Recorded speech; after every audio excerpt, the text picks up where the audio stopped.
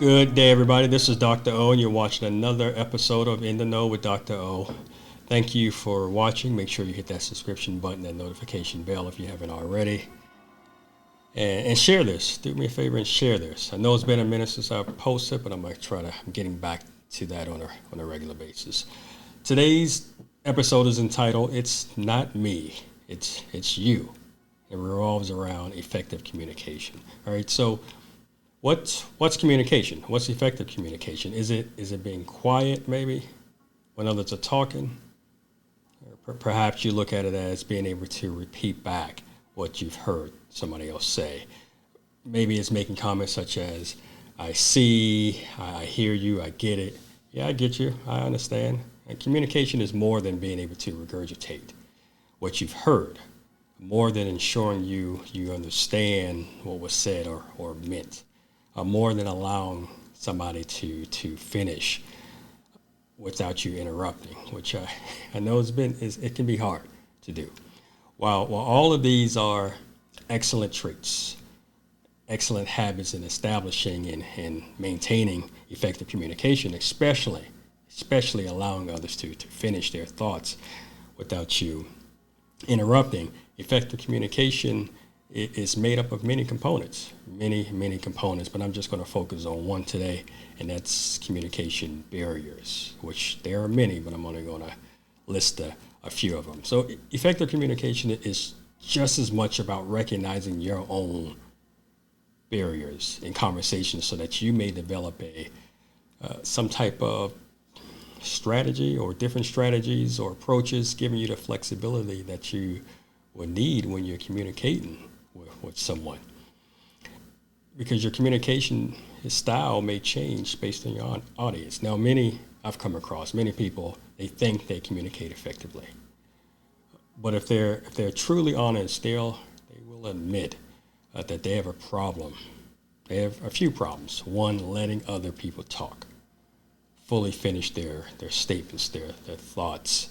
They may overtalk others before they get a chance to finish. They may overtalk others, especially if they disagree with them. They want to make a point, they'll jump in.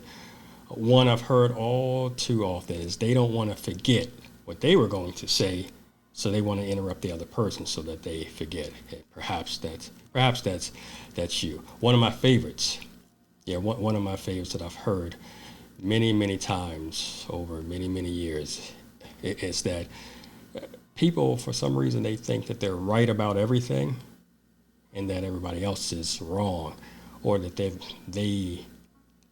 the best communicator out there and everybody else is wrong, or they're wrong if they don't agree. They blame other people for communication issues.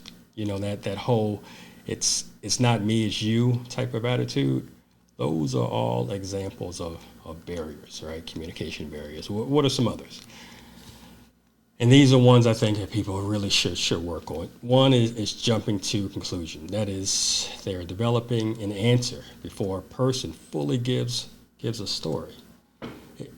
How can you answer something before you know the full story? That's assuming you know the rest of the story.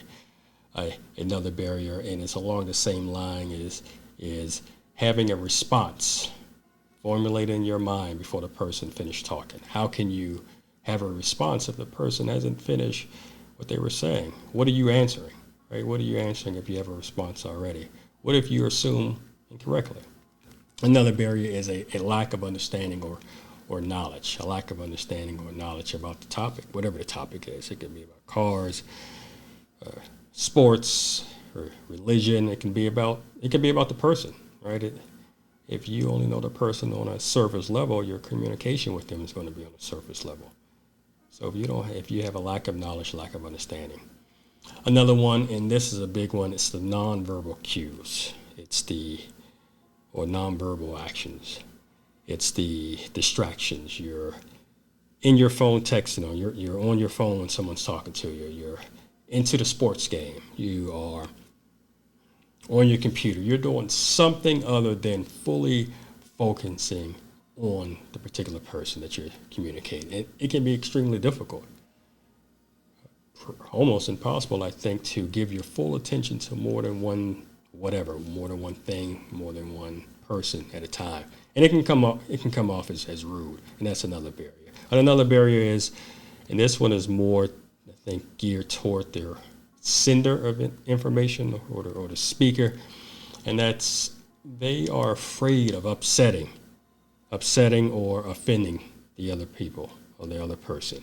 Sometimes we may remain quiet or don't fully voice our thoughts or for fear of offending somebody else.